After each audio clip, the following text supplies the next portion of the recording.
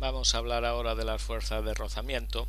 Las fuerzas de rozamiento se producen porque las superficies de los cuerpos tienen rugosidades. Entonces, si aquí tenemos el suelo, tenemos un cuerpo apoyado sobre él, pues va a haber unas rugosidades en el suelo y en el cuerpo.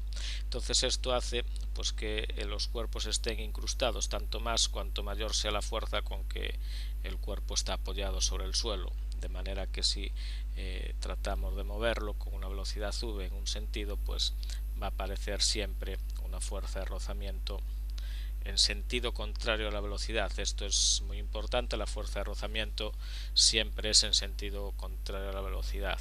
Si nosotros tuviéramos un microscopio, pudiéramos ampliar esta zona de aquí, veríamos que efectivamente tanto el suelo como el cuerpo pues no son perfectamente lisos y por lo tanto hay una fricción y un rozamiento. Bien, entonces para calcular el módulo de la fuerza de rozamiento, pues es el coeficiente de rozamiento por la normal, donde la normal es lo que hemos visto en el apartado anterior del peso, es la fuerza perpendicular al plano, y mu es un número que se llama coeficiente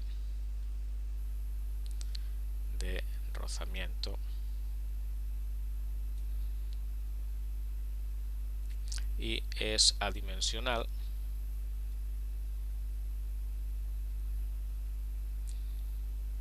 es decir, no tiene unidades.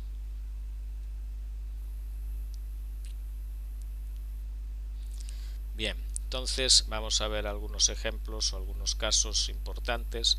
El primer ejemplo importante es el caso del plano horizontal. Este capítulo está relacionado con el anterior. Entonces en un plano horizontal tenemos un cuerpo, hacia abajo estamos repitiendo lo del capítulo anterior, tendremos el peso, hacia arriba tendremos la normal más el peso pues deben sumar 0 porque el cuerpo está quieto, está en equilibrio. Entonces, según la primera ley de Newton, si no hay movimiento, pues la suma de fuerzas debe ser 0. Y si esto es así, pues el módulo de la normal será igual al peso igual a mg. El peso, recordar que es la masa por la gravedad. Y entonces el módulo de la fuerza de rozamiento será coeficiente de rozamiento por la normal. El módulo de la fuerza de rozamiento será coeficiente de rozamiento por la masa y por la gravedad. Y así calculamos la fuerza de rozamiento en un plano horizontal. Vamos a mirar en un plano inclinado. Vamos aquí, plano inclinado.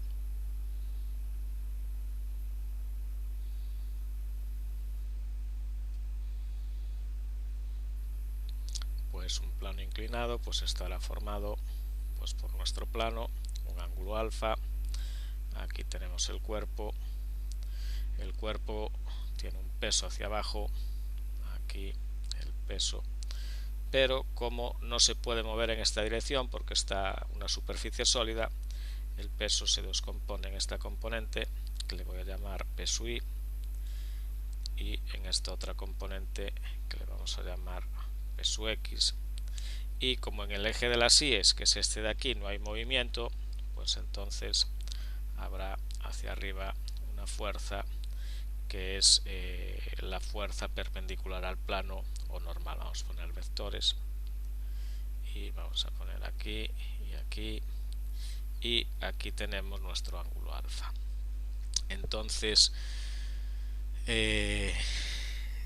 pues el peso i, como veis en el dibujo, más la normal deben ser 0 porque no hay movimiento. Aquí estaría nuestro eje de las i's y aquí estaría nuestro eje x, y veis que no hay movimiento en el eje de las i's, por lo tanto si no hay movimiento la suma de fuerzas es 0, y entonces si eso es así deben ser iguales en módulo y la normal es igual a P sub I, pero P sub I, como veis en el dibujo, es esto de aquí es el cateto adyacente de este triángulo rectángulo que vemos aquí, y P sub I entonces será mg por coseno de alfa, con lo cual la fuerza de rozamiento,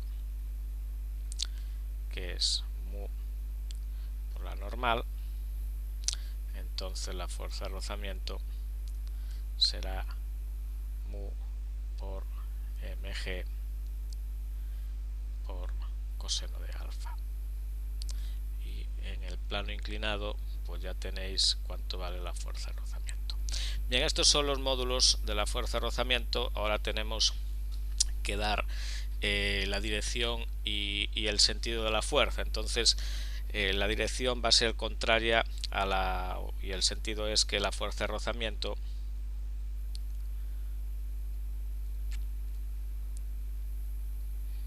se opone siempre al movimiento.